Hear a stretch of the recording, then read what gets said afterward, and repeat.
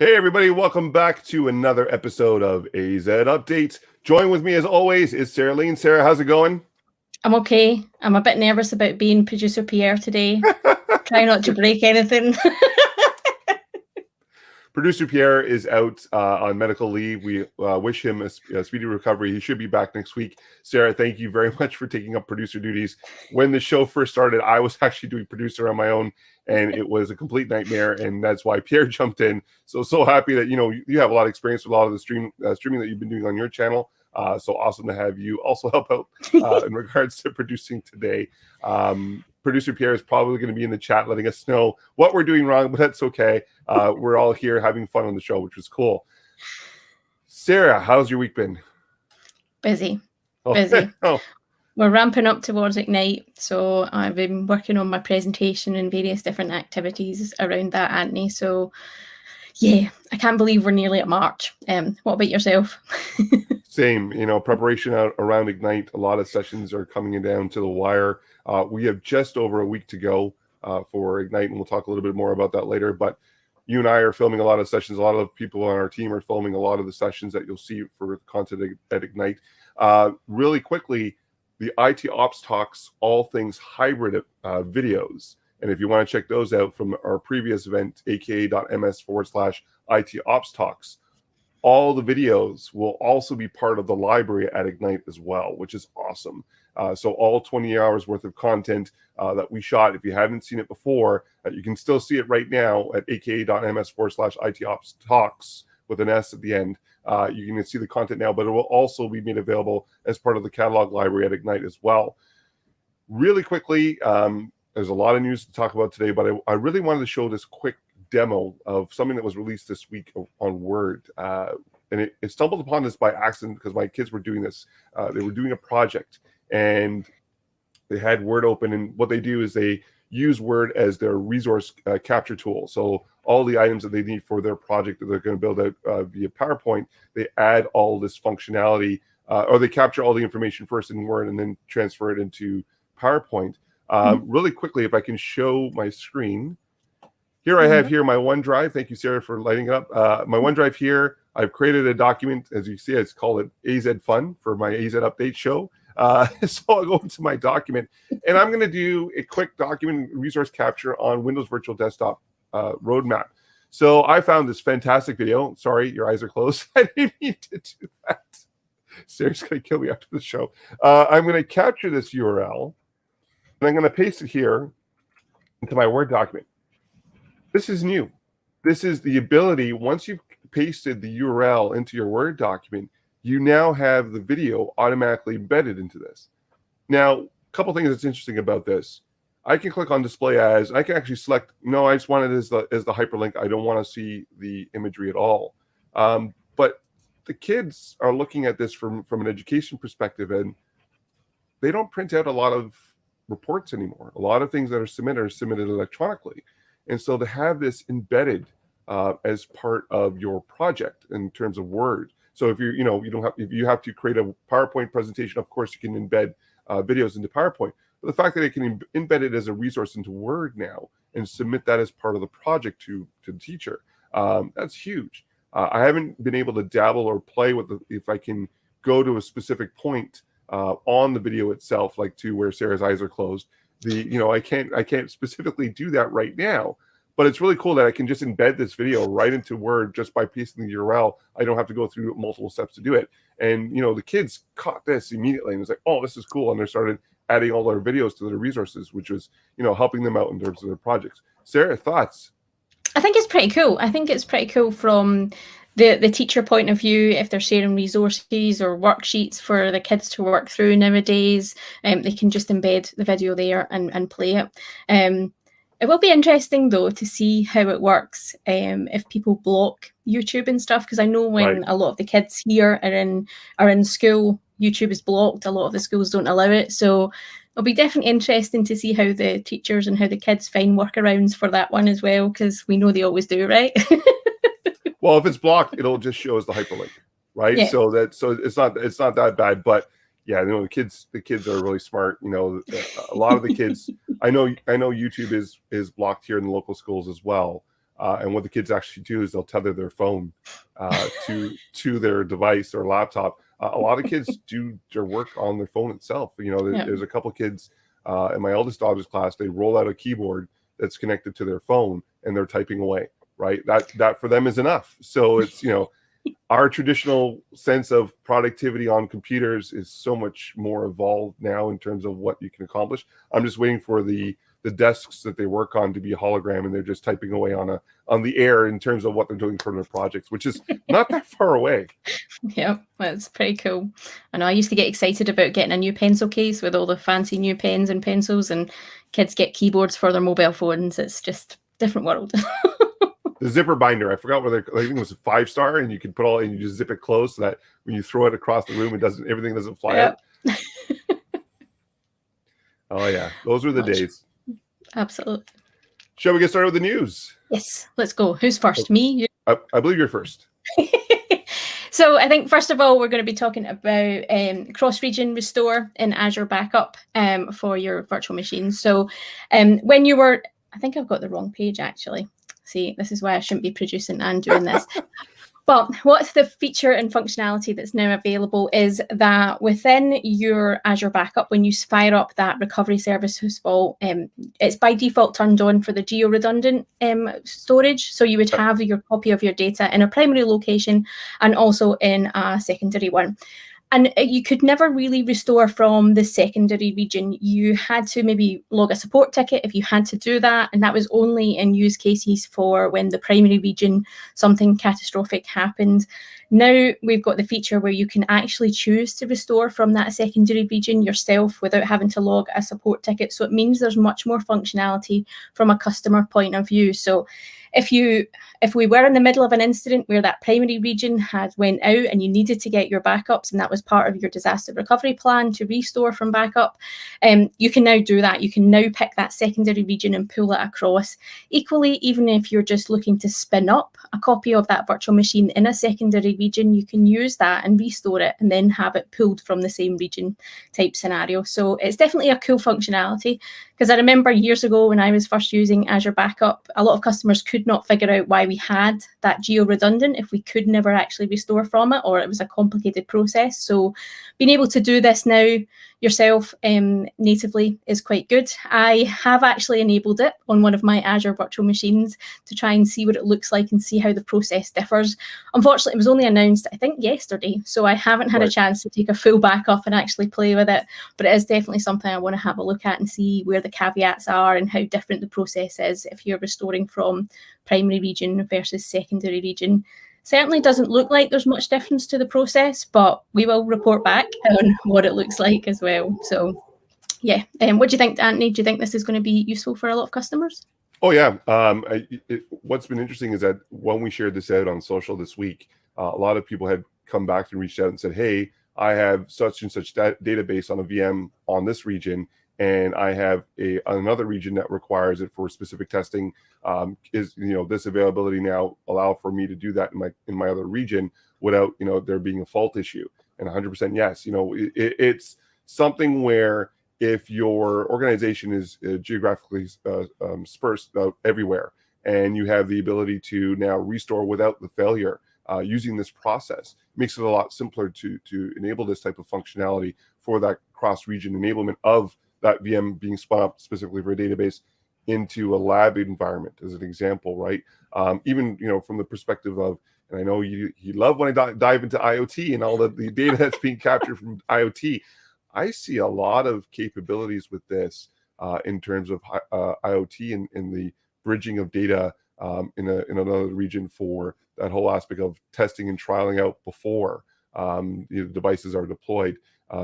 Similar to the existing functionality that exists today, but if you have some requirements in terms of a closed environment, there's a lot of opportunity with this, and I'm very excited for it. It's something where Microsoft, again, receiving the feedback from you, our audience, in terms of what you'd like to see for functionality, and coming in and with a solution to enable this, which was really cool. Yep, absolutely. What's your news story? Next news story. Azure Firewall Premium. This was something that lit on fire this week on all the channels on social in regards to the new capabilities being made available for Premium. The whole aspect of functionality where you can now incorporate intrusion detection and prevention on your instance of firewall. So firewall as a service, adding additional functionality, intrusion detection. You're in essence spinning up a service as opposed to actually having that hardware to do that detection. That's huge. Web categories. If you're running into situations with regards to this organization is spending too much time on social, we need to block that. You have that functionality now. This is something in a traditional box you have that capability of doing. I'm one of those dads who has, the home router that has that type of block in place so that the kids do their homework and stuff that they can and can't do is scheduled in specific times. But having this functionality now as a service on firewall is a big deal. And then even the aspect of URL filtering. What sites are allowed to, individuals allowed to go to, what sites are they not allowed to go to. Having that as your central point out for internet is huge. And again, negates the need for having all those appliances. Now, if you need that, if you have that requirement, this doesn't replace that. This doesn't replace having the hardware in your office or at your organization. If it's a requirement, it can replace it. Right now, it's in preview. So it's not been fully made generally available yet. But if you wanted to have that control in terms of firewall as a service, it would replace the hardware if you wanted it to happen that way. I think the biggest thing is the satellite offices. I've known, especially in construction, what will happen is you'll have a satellite office, a trailer out at a construction site that would go for all internet requests would go directly to the organization's head office. And there's a latency in regards to that pathway first to the head office to abide by the rules that have been set forth by the hardware that's installed in that office and gain access out to the internet. If you've now enabled this Azure Firewall Premium as a service enablement, you no longer have to have that hop back, so that latency is now gone, and so the satellite office will be just as quick as the proper office with this implemented. Sarah, your thoughts? It sounds interesting. I haven't played with Azure Firewall for a long time. Is this just a SKU change? So if you've already got an Azure Firewall, can you just tick a box and upgrade, or is this a new deployment, Anthony? Do you know? Right now, it's a new deployment because it's in preview, right? So you would actually have to deploy the preview piece. I think what Microsoft is looking for is they are looking for that feedback. Is that something that would be of interest that you would just click on a box and you would gain access to all the premium features? Do check it out, and if you're interested in regards to locking down your organization's firewall capabilities further, or if you have satellite offices, construction, environmental, there's a whole bunch of, there's a plethora of situations that you can actually have this deployed in for satellite scenarios. Do test it out and provide your feedback. We'd love to know, is this something where a checkmark box and it's enabled, or should it be a full-on service that's spun up differently from the Azure Firewall standard to provide that segregation? Let us know. Awesome. Sounds good. Sarah, you're up next. Okay, let's see if I can get this right now. Just open the screens. There you go. So the next bit of news is Key Vault now has role-based access control, or Azure RBAC. For those not familiar with Key Vault, it's where you kind of store all your keys, your secrets, your certificates, the bits of data that you don't want to lose, the bits of data you shouldn't be storing on Post-it notes or in a drawer somewhere, those really critical bits of information that you need to share within your organization or applications. What the role-based access control now does is allow you to be granular about what's happening around all of that. Previously in Key Vault, we had, I think it was vault-based policy, which was okay. I think it was a bit clunky. From a lot of feedback I heard was that it was a bit clunky having to use that and not having the RBAC functionality. Now we've got RBAC, so there's a ton of built-in rules, and you can start to build your own if you want, so you can control what people have access to. When I was looking through some of the built-in roles, there was people who could just read the secrets, then there was people who could read the keys, then there was people who could add and remove certificates but couldn't actually see the data within the certificates. So there's lots of different granularity in terms of allowing this, and that's very key to how your organization works, right? Some people need access to all this information, maybe your security officer or your boss or whoever's the, the head person in the IT department, but maybe not everybody needs access to certificates and keys, but they might need some secrets to maybe unlock, passwords to other places. What RBAC gives you is the ability to put keys in place of the keys. So you can actually control what's happening and who has access to it. And obviously there's logs happening. So if people access it, you've got that full control. I know previously we used to have like a book that was locked away with passwords, and people would take the key and go and have a look and then, change the password and never going back and change the book because they couldn't find the key, or the key got lost, or the key got taken home. So being able to have this in a kind of electronic way is much better. And I definitely think this is going to be quite interesting. The one thing I did notice when I was reading through this documentation is if you change from the old access policy to the role-based access control, you might actually break some functionality. So it's definitely something you should test. So spin up a dev environment or put it into your dev environment, put everything you think you need in terms of functionality, and then make the swap in that dev environment and test what breaks and what works. Because the last thing you want to do is be in a situation where you've changed the RBAC control and you can't get to your keys, your secrets and certificates, and you're completely blocked out, because that's going to be a horrible nightmare to fix. So definitely test this change if you're going to implement it. So that's one kind of thing that I would recommend you have a look at when you're doing this. Anthony, what do you think? Are you role-based access control man, or? Well, here's the thing, right? Earlier on in my career, we had that master administrator user account that would go in, and it was a shared password amongst 4 people, and the team would all have access to this, and you can go in and do what you want. It was very scary in terms of what it was, right? It's funny you mentioned the sticky notes. I've seen that, sticky notes on the monitor. You've seen that too, right? The most interesting one I saw was one organization had this rule: no sticky notes on the monitor because of security requirements. And so one individual had the passwords written on the ceiling tile, so that they could look. They would literally sit down, look up, and type in their code. Right? I've seen it all. Like it's just insane in terms of what's out there.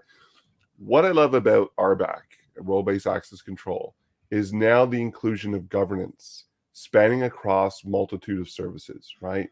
So, traditionally we had under compute, and the spinning up of a tenant and setting up of services and your resources and what have you. Now we're seeing it extend to security. And for me, as a security geek, there's a whole aspect of the forensics. When an attack occurs, how does the attack occur? These tools that are being implemented not only govern over who has access to what and what times and how it's controlled, it provides a more clear path from a forensics perspective when I'm doing a research on how an organization was attacked. Where was the entry point? What was circumvented? What was taken over in terms of an account to have access to all this? So it's not only just an aspect of, I'm going to lock you out from controls.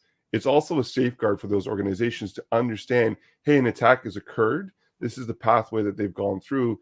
This account was attacked, and they gained access, and did the malicious intent that they did from that account. Have a better understanding of this. And when you tie that type of functionality into tools like Sentinel, providing you that additional, well, this is what you should do to protect this, and it takes away a lot of the guesswork in terms of how you protect your organization. I'm enjoying to see how RBAC is being deployed across more than just compute, more into the services made available across the board. And in essence, you've got security protecting security with regards to this. So it's really cool. Awesome. What's your news story, Anthony? What have you got up next? Last one for today, Azure ML. If you're working with the machine learning workspace, they've now increased the capability of the terminal services that are available directly in the workspace itself. So if you've been dabbling in CLI, the command line interface, you now have the functionality natively inside of the machine learning workspace to invoke the CLI commands. What's really cool about this, I can spin up, and I can spin up a GitHub repo and have it copied over. I can go in and run Python scripts. In Python, a lot of discussion is happening on the net in terms of, should I learn Python? Does it supersede PowerShell? what I've been talking to individuals online has been, hey, you know, PowerShell and Python is starting to come into the foray of, you know, architecture and infrastructure automation. Definitely check it out, because it is a little bit of an easier language to pick up. If you're getting into IT, it's something of interest, and it extends across a plethora of platforms, not just architecture. So it's a great advantage to have that skill set. What I'm intrigued by is the inclusion of CLI, traditionally an IT professional, you know, type of tool, being incorporated into machine learning. A lot of, you know, in the system administrator, IT professional world have been, you know, reaching out saying, hey, you've been talking a lot about IoT, you've been talking a lot about machine learning and, you know, the IT professional's role. I'm starting to see these tools light up in these other platforms. And, you know, my response has been, yeah, rightfully so, because the IT professional and the developer hand in hand support the organization. One can't do without the other. And so the functionality that's being included, being from an architectural spec, and it's not to say the developers can't take advantage of CLI, they obviously do as well, but the increased functionality being made available to IT pros around capabilities like machine learning show the importance of the system administrator in terms of the inclusion capability of this. I think this is the start of something. I think this is the start in terms of the machine learning workspace of something that's going to come in future in terms of further enablement and further governance that the IT professional would be responsible for in respect to this enablement on workspace. Sarah, what do you think? I'm a huge fan of CLI. I think when I first started, PowerShell was obviously the language of choice because I'd used it for years managing like Exchange servers and what have you. And I always thought CLI wasn't something I could learn. And then when I started to learn about it, I realized it was much easier, to be honest, sometimes to use than PowerShell. So I'm a big fan of CLI, and just having a look at that document that you had up on the screen, a lot of that made sense, even though I've never used ML before, but I can understand the commands, and I can probably be dangerous if you let me anywhere near an ML space. Well, being dangerous in the lab is not harmful, right? Being dangerous in production, yeah, it's a bit of a problem. And I've done that before, so I'm definitely a culprit of that. But that's just it, right? It's that a lot of people feared PowerShell for its complexity, right? And so, you know, but if you harnessed it, the automation capability was so powerful, it'd save you so much time. The functionality in CLI is that much more, just because the syntax that's being used is a lot more friendly in terms of verbiage and the commands that are being used. It's almost like natural speak. And so this functionality being incorporated into tools like machine learning, specifically machine learning workspace, that's, you know, a great eye opener in terms of the automation enablement that's being made available to the IT professionals on the functionality of these solutions and resources and tools going down the pipe. I'm intrigued to see, you know, how this evolves in terms of its offering, what's being made available. And so we've shared out on IT Ops Talk all the links specifically to the commands that are available for CLI, which are, you know, is now, and this is GA. This is not private preview, so you can start dabbling into this today. Check it out when you get a second, and, you know, try to see what you can do in terms of functionality. Let's quickly jump to the chat room and say hello to a lot of individuals that are joining us today. Paul Jensen, Jared Shockley. Jared actually offered to be producer Pierre today. Honestly, Jared, we didn't reach out because we thought it'd be too early for you. I know you have patch and switches on today, so you know, hats off to you for offering to help out. But I think Sarah's doing an awesome job, so it's really good. I think Pierre should be worried. No, I'm joking. I'm joking. We got to have the show with producer Pierre. So we have Paul Jensen, Jared Shockley. We have Stephen Inns. Lots of Canadians online today. Andrew McCollum, Rabbit Jr. I believe Rabbit Jr. is from South Africa, which is really cool. And, you know, hello to everybody that's online inside of the chat room. You too can participate on the chat room as well. Join the YouTube group, the IT Ops Talk YouTube group, and you can participate on here as well. Sarah, in terms of events, Ignite. We talked about this earlier. Ignite is less than 2 weeks away, just over a week away. Interesting in terms of what's going on with this. There's a lot of talk of, you know, sessions. They haven't released a full agenda yet, but registration is open.